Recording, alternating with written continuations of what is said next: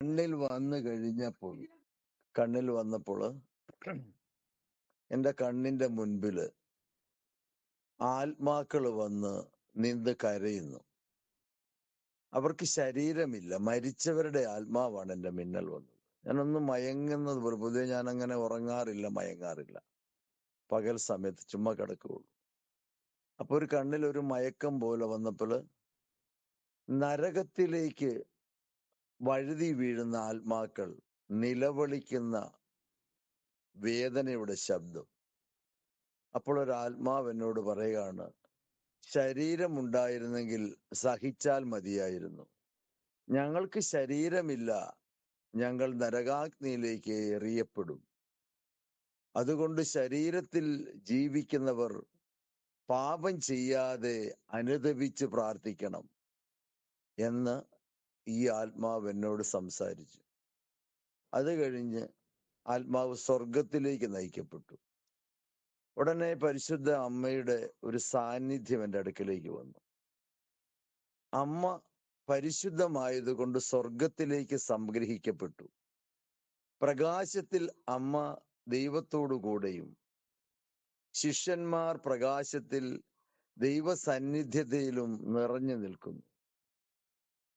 അതുകൊണ്ട് ശരീരത്തിൽ ചെയ്ത പാപങ്ങൾ സഹനങ്ങളുടെ ശരീരത്തിൽ നിന്ന് പുറത്തു കളയുമ്പോൾ മരണം എന്നത് ഒരു നിദ്ര മാത്രമായിരിക്കും.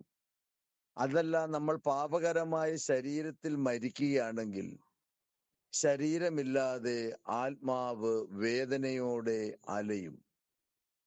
ഈ ഒരു നിർദ്ദേശം എനിക്ക് നൽകപ്പെട്ടിട്ടുണ്ട്. Price the Lord.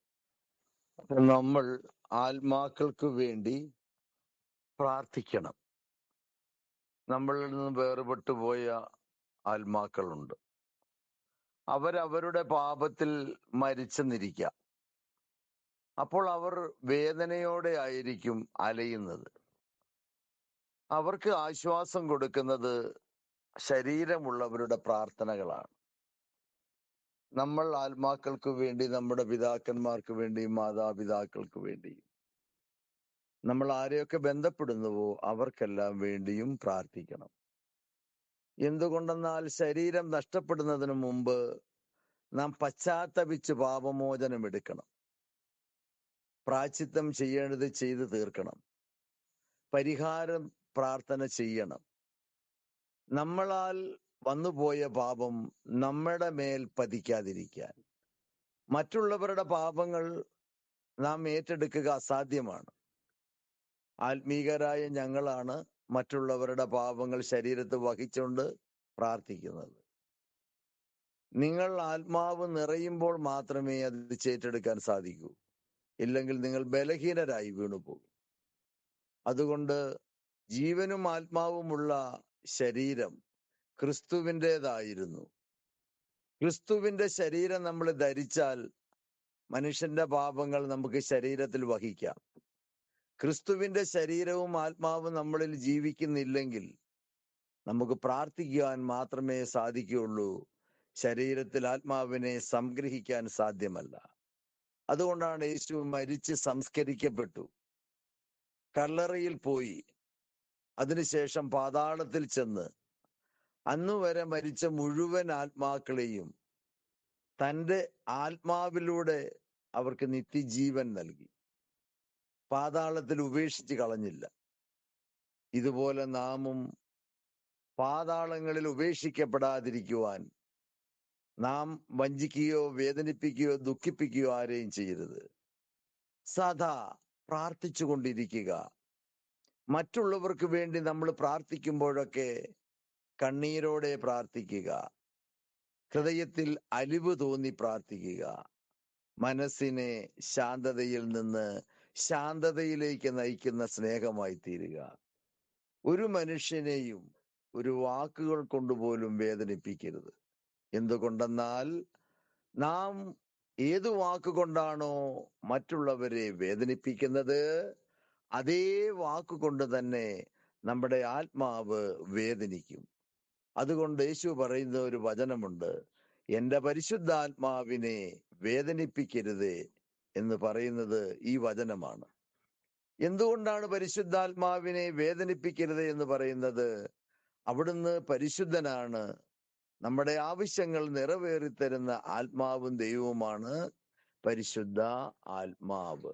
ഈ കാര്യങ്ങള് ഗ്രഹിക്കുന്നത് ഉചിതമാണ്. ഇത് വന്നതിന്റെ ഉദ്ദേശം, ഈയിടെ ഗോവയിൽ ഒരു കൊച്ചു അപകടത്തിൽപ്പെട്ടു പനി വന്ന് അതിന്റെ ആത്മാവ് ഇങ്ങനെ നഷ്ടപ്പെടുന്നതായിട്ട് തോന്നിയപ്പോൾ നമ്മുടെ കൂട്ടത്തിലുള്ള ഒരാള് ഗുരുവിനോട് ശിഷ്യൻ എന്തു ചോദിച്ചാലും ഗുരു അത് ചെയ്തു കൊടുക്കുമെന്നാണ് യേശു പറഞ്ഞത്. ഗുരു സത്യമാണെങ്കിൽ വചനം സത്യമാണ്. വചനം സത്യമായതുകൊണ്ട് യേശുവിന്റെ നാമത്തിൽ നമ്മൾ ചോദിച്ചാൽ ദൈവം നമുക്ക് നൽകും. ഗുരു സത്യമാണ്. ശിഷ്യൻ ഗുരുവിനോട് എന്ത് ചോദിച്ചാലും ക്രിസ്തു നൽകപ്പെടുന്നതായതുകൊണ്ട് ഗുരു യേശുവിനോട് ചോദിച്ചാൽ യേശു ദൈവത്തോട് ചോദിക്കും. ദൈവം അത് നിറവേറും. ആത്മാക്കളുടെ കാര്യത്തിൽ യേശുവാണ് വഴിയും സത്യവുമായ ദൈവം. ആത്മാവിന്റെ കാര്യങ്ങളെല്ലാം യേശുവിന്റെ പക്കലാണ്. കാരണം യേശുവില്ലാതെ നിത്യജീവനില്ല, യേശുവില്ലാതെ വചനവുമില്ല. അപ്പൊ യേശു വഴി നിത്യജീവനും, യേശുവാണ് ആത്മാക്കളുടെ രക്ഷകനും, യേശുവാണ് ദൈവവചനത്താൽ ആത്മാക്കളെ രക്ഷിച്ചത്. ഹലോ, ഞാനൊന്ന് പ്രാർത്ഥിക്കുമ്പോഴേ ഈശോ അവനെ പോയി തൊടുന്നത് നീ കണ്ട ദൃശ്യം പറഞ്ഞു കൊടുത്തേ. ബ്രദറെ, അത് ഞാൻ 6 o'clock പ്രെയർ ചെയ്തുകൊണ്ടിരിക്കുമ്പം ഞാൻ ഭയങ്കര അപ്സെറ്റ് ആയിരുന്നു. കാരണം അതെന്റെ ഫ്രണ്ടാണ്, ഞങ്ങൾ ക്ലാസ്മേറ്റ്സ് ആണ്. ടൂറിന്റെ ഇടയിലാണ് അവൻ സിക്കായതും ലെപ്റ്റോസ്പൈറോസിസ് ഡയഗ്നോസ് ചെയ്യുന്നതും. അപ്പം ഒരു 6 hours മാത്രമേ അവന്റെ ലൈഫ് സ്പാൻ അവർ പറഞ്ഞിട്ടുണ്ടായിരുന്നുള്ളൂ. അപ്പം അങ്ങനെ ഒരു സ്റ്റേറ്റിലാണ് ഞങ്ങൾ ഫ്രണ്ട്സ് എല്ലാവരും തന്നെ പ്രെയറിലായിരുന്നു. ആൻഡ് ഞാൻ ആ 6 o'clock പ്രെയറിൽ അവനെ തന്നെ വിഷ്വലൈസ് ചെയ്തുകൊണ്ടിരിക്കുവായിരുന്നു. അത് പ്രെയർ തീരാനാവുന്ന ആ സമയത്താണ് ഞാൻ, എന്റെ ഡ്രീമിലാണോ എന്താന്ന് എനിക്കറിയത്തില്ല, ഈശോ പോയിട്ട് അവന്റെ ബെഡിന്റെ അടുത്തിരുന്നിട്ട് അവനിങ്ങനെ തലോടുക ചെയ്യുന്നത് അവന്റെ നെറ്റിയില്. അത് കഴിഞ്ഞപ്പം എന്റെ മൈൻഡും ഭയങ്കര ഫ്രീ ആയി. ഒരു 1 hour അവൻ നോർമലായി, അവന്റെ എല്ലാം റിക്കവറായി വരുവാന്ന് പാരന്റ്സ് പറയുകയും ചെയ്തു. Praise the Lord brother. Eesho മിശിഹായ്ക്ക് സ്തുതിയായിരിക്കട്ടെ ബ്രദർ. Price the Lord. എപ്പോഴും സ്തുതിയായിരിക്കട്ടെ. ബ്രദറെ, അവൻ സംസാരിക്കാൻ തുടങ്ങിയേ, പാരന്റ്സിനോടൊക്കെ സംസാരിച്ചല്ലേ? ഓക്കെ, ശരി. Price the Lord.